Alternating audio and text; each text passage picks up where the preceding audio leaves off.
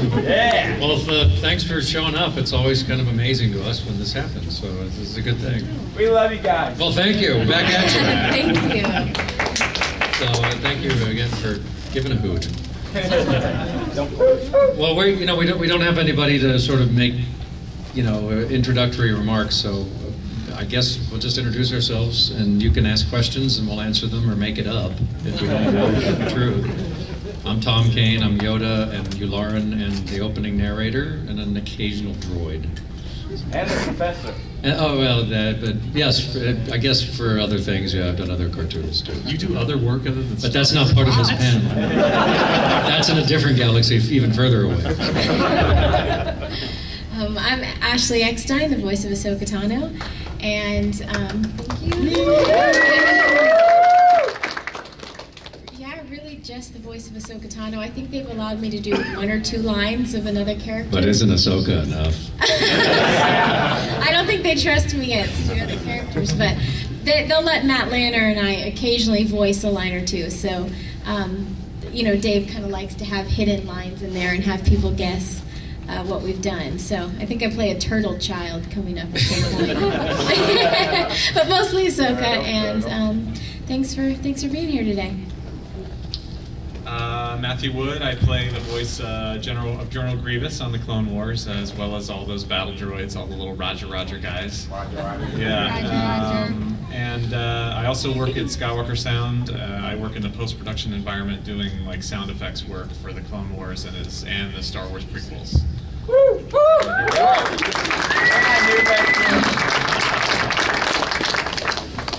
So yeah, I mean, I guess we could answer questions, or yeah, he's the guy that makes Pee Wee Herman sound so impressive as Darth Vader. That's right. Paging Mr. Herman. And he looks very good in a tux at the Oscars. That's right. So.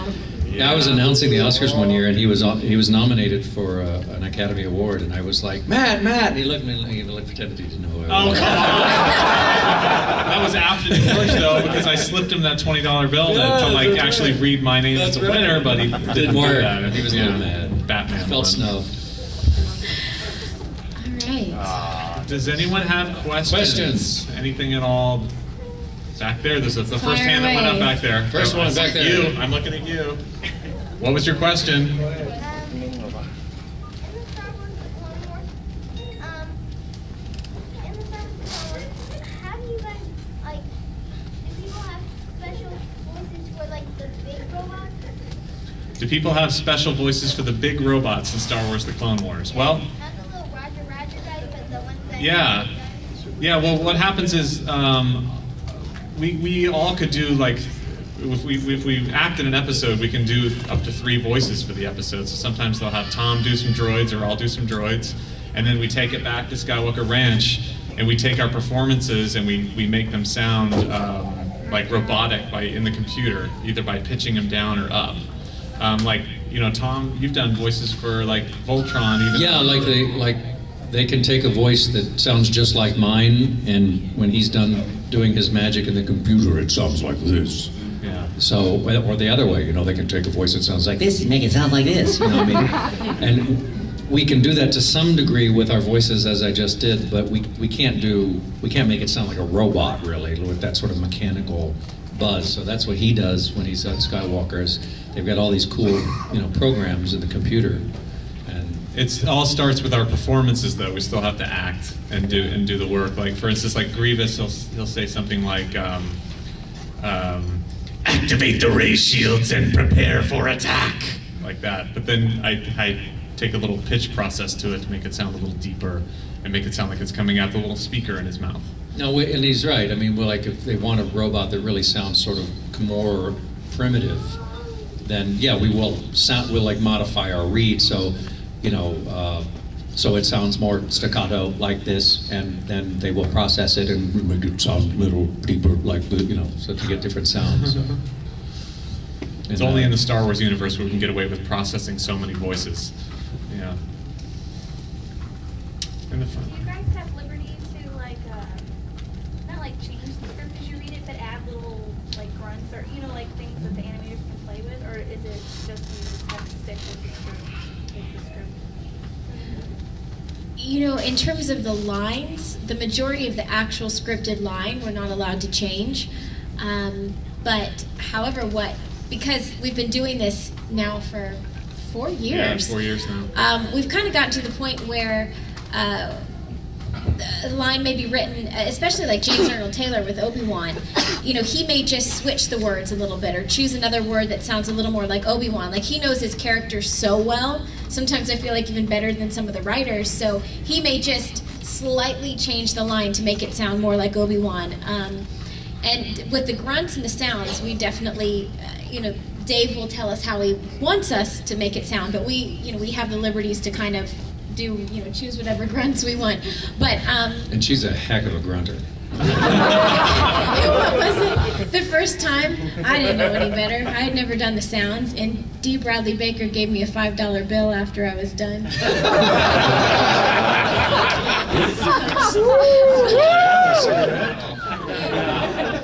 Yeah, there's some really fun outtake reels that would never, ever be heard.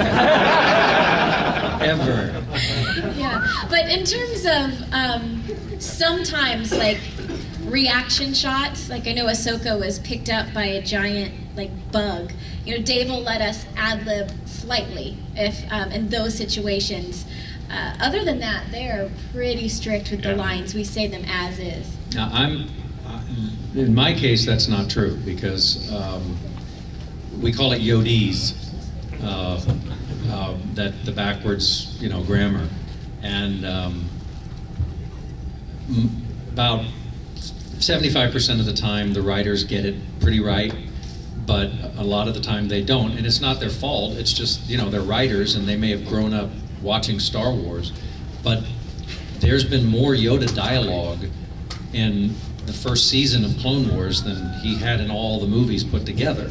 So Yoda's now saying things he's never said before, and he's saying things the writers have never heard before. So they're trying to kind of figure out, how would Yoda say this? And sometimes I think it's wrong, and more often Dave thinks it's wrong, Dave Filoni. So we'll record it as scripted, just so there's a take. But I'll say, well, I think this is better. And it's funny because Dave and I really are amazingly on the same page. Like, we'll both be reading down the line, and without either of us even thinking, we're almost in unison. I'll go, no, that's not right. And he'll go, this is the way it should be, I think. And I'll say, I think this is the way it should be. And like within about 2 seconds, we both agree. Like, that's it. That's how Yoda would say it, and then we'd record it that way. Does Dave make it sound that good, though? Yeah, no, he's pretty good. But there was one case where that wasn't true. It was something that was in Yoda, and it wasn't wrong. It just was just not the way I would have done it, because there's often 2 or 3 different ways Yoda might say the same thing. And Dave was like, well, just do it that way anyway. And I said, no, I think this one's better. And he goes, well, do that one. Just do it as recorded. As written. And I said, no, I really think it was. He goes, please just do it as. He goes, George wrote that. And I went, as I was saying, it's perfect.